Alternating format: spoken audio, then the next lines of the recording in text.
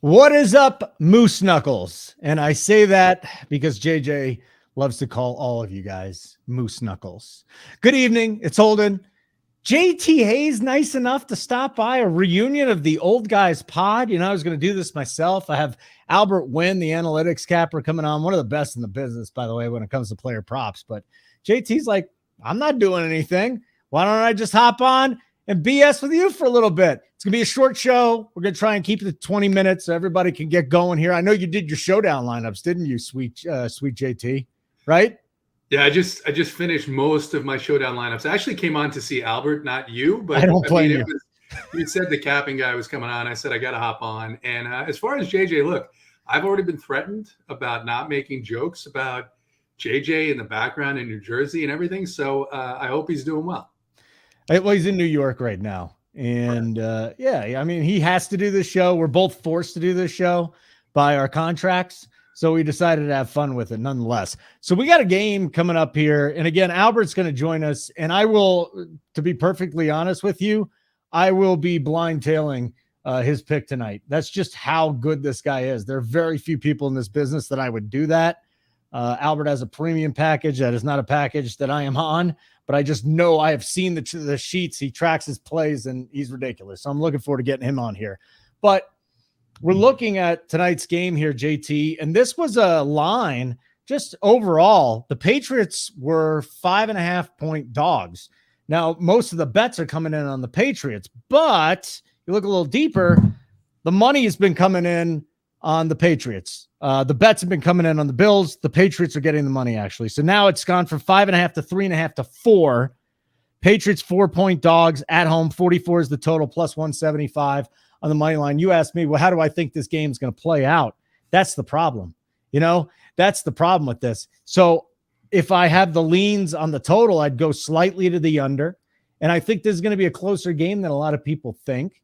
And I think if I'm looking at player props in this game, Josh Allen has thrown an interception of 4 of 5 and 6 of 8. 3 of those games he's got double interceptions, 2 interceptions. So I'm going to go with a Josh Allen interception. I can't bet it at minus 150 long-term CLV. You're not going to be profitable. I'm going to kind of like do a teaser with the Patriots, plus 10, and Allen interception plus 116 is my play there. How do you see this game working out? And then we're going to get Albert on here. I like that. I mean, this is one of the more intriguing situations here where you see the Bills coming in. This is their 3rd straight game on the road. 2 past games in the Dome, the home game against the Browns that was moved because of the snowstorm. Then the game against Detroit. They're already 0-2 in the division, both losses on the road at the Jets and at Miami. So I'm right there with you in thinking that you take into account the Allen arm issue, all of those things. And both these teams, 10 days, I think it is, or it's just a week because they both played on Thursday. But with Belichick having that time, I like the opportunity here. I like the opportunity for the Patriots to possibly surprise and actually win this game. So I'm on that side as well. Again, overwhelming majority of the tickets on the Bills, majority of the money on the Patriots. Albert Wynn. Here he is at Analytics Capper. Wonderful to kind of virtually meet you. I've seen you on my buddy Greg Peterson's show on VSiN, but I'll be talking with you once the football season's over there. But welcome to the show. How are you, my friend? I appreciate it, man. Thank you for having me on. I'm excited, honored for you to even ask me to jump on, but I'm excited. Tonight's a big game, guys. AFC East rivalry here. I'm with JT. I caught the tail end of that. I like New England Patriots tonight as well. A lot of people liking the Patriots. First of all, you saying that you're honored, usually when people come on and they say they're honored, it's completely facetious. So thank you for actually meaning it for once. Second of all, this is JT Hayes. He's an old person like myself, and he likes betting. So wonderful to see you, Albert. And again, I said this before when we launched. I don't blind tail people. You are on such a roll right now, and I don't have your premium package, so I'm going to have to get – you're on such a roll right now. Tonight's a blind tail, buddy. Whatever you're giving me, I'm putting a half unit on. We're just doing it. It's going to be as simple as that. So listen, JT and I were discussing tonight's game. I'm seeing a lower scoring game with a lean toward the Patriots here. My first play is going to be the Patriots plus 10. I'm going to throw a teaser with a Josh Allen interception. So why don't we get your thoughts? Talk to me a little bit more about how the game flow goes and any bets that you've got down. Yeah, this game is going to be correlated with the under. If you like the Patriots, you most likely like the under as well, because I don't see New England covering in a high-scoring game. Even though Buffalo's offense have been struggling recently, whether that's Josh Allen's injuries, there's injuries to the offensive line, there's injuries to their secondary as well. So I like New England here in a spot. So if I like the dog here, I do lean the under as well. It's a low-scoring game. It's a very similar situation we had last season when Patriots only threw like 3 or 4 times and ended up winning that game straight up. I think we're going to see a similar type game plan today where they're going to milk Ramondre Stevenson on the ground. I like Mac Jones actually to have a couple rushing yards as well, in an under game. And then they actually face again in the last regular season game of the year. And I like the Bills to take care of their home field in that game. So with, for that game to even mean anything, New England has to win tonight. What you got, JT? Yeah, I think that's interesting because you talk about the game plan here. One of the things that I did for DFS, you look at where the Patriots have been weak and where they've been strong. And Belichick's strength is always taking away the number one option. So a lot of people like Stephon Diggs. I don't love Stephon Diggs here. I actually like Gabe Davis more than Diggs. And just because of the Patriots and their weakness, their biggest weakness so far this year has been against the tight end position. Dawson Knox hasn't done a lot lately. I actually made a couple of Dawson Knox captain lineups because it allowed me to fit Allen, Mac Jones, like you were saying, allowed me to fit Ramondre Stevenson in there and the kickers. And I think the kickers are going to be in play definitely for DFS tonight. I think they could be difference makers here in this game. The one concern I have, interested to get your opinion on this, the Patriots did bring up a kicker off the practice squad. Nick Folk had been limited in practice. Looks like he's going to go. But I don't know how far in terms of exposure I'm going to go with Nick Folk, just because that concerns me when the Patriots and Belichick in particular do something like that, maybe foreshadowing that Folk isn't 100%. Is there any concern there, Albert? Yeah, I don't know if it's a concern. I think Nick Folk is going to be ready to go if it's maybe 45 yards and under. We're not really worried about the weather tonight. Winds are low. It is a little chilly, mid-30s, but I mean that's normal for New England in this this time of the year. So I mean I feel like it's still going to be a low-scoring game. I do like that look, JT, focusing on the kickers because it might be a kicker game, and with this spread, going between 4 and 3.5, 4 and 3.5, it really does equate to something where it could be a field goal type game. My favorite prop is going to be your guy, Ramondre Stevenson. I think he's going to have over 4.5 catches. Mac Jones likes to check down. It's a glorified running play anyways. So he's going to be the cash cow in that backfield. So look for him in terms of rushing props as well as receiving props. But I think New England gets it done tonight, guys. I think Bill Belichick has a game plan. They've gotten blown out by the Bills now 2 straight times, including that playoff game last year, 47-17. They're still scoring from that game, right? So I think Bill Belichick needs to get his troops ready. And I think the fact that the Bills tackles are both hurt, I don't know if they're both playing. I think they're limited at the very best. I think it's going to hurt their vertical passing attack. So that plays in the hands of Bill Belichick and that defense for sure. You don't think the Bills try and take that away from Mac Jones? I really don't know how you do it personally with Ramondre, but 4.5 receptions. This is a team in the Patriots that really hasn't given up 5 receptions to running backs very often this season. So what's got you on the Ramondre over receptions? I think even if they double team or scheme for it, then the number of targets that this guy is getting in the last 5 weeks. So he's gotten 10, 6, 7, 7, and 8 targets respectively in the last 5 weeks. I think just the volume there, right? If you're going to hit 60 to 65% of your pass attempts, those should be completion. So I like the 4.5. It is juiced now, so you're losing a lot of value at this point. But I do think if the Patriots win, it's going to be dependent on Ramondre Stevenson. Yeah, that was even money earlier in the day. Yep. And it is not anymore, is it? I'm just searching around here. I got -145, got -135. Yep. When you're betting this over 4.5 even money, you're taking the odds definitely into this. So where would you sit if you're looking at this -135, -145? Is it still a good bet? 145 is tough. If you have the ability to live bet, it's something that maybe people can jump into, especially if the Bills get the ball first and milk the clock. I think either way, guys, I think the game script is to kind of keep the Bills offense off the field. That's going to be through rushing and through, check down passes and screen plays and things like that. So even at minus 145, it is a little juicy though, but it's juice for a reason. He's hit this number 5 straight weeks. JT, any more thoughts on the Thursday night game here? Just the last thought, because I see it's a guy that's coming in on DFS on the showdown slate. It's about 30% ownership, and I see people talking about fading this guy. I look at what the Bills have done recently against opposing wide receiver ones. Amon-Ra St. Brown, huge game last week. The week before that, in a game where a guy usually doesn't do that well on the road, Amari Cooper, huge game against the Bills. I actually am going to have some sprinkles of Jakobi Meyers here because I think it's a spot where the Bills have been weak against opposing wide receiver ones, and I want to take advantage of that trend.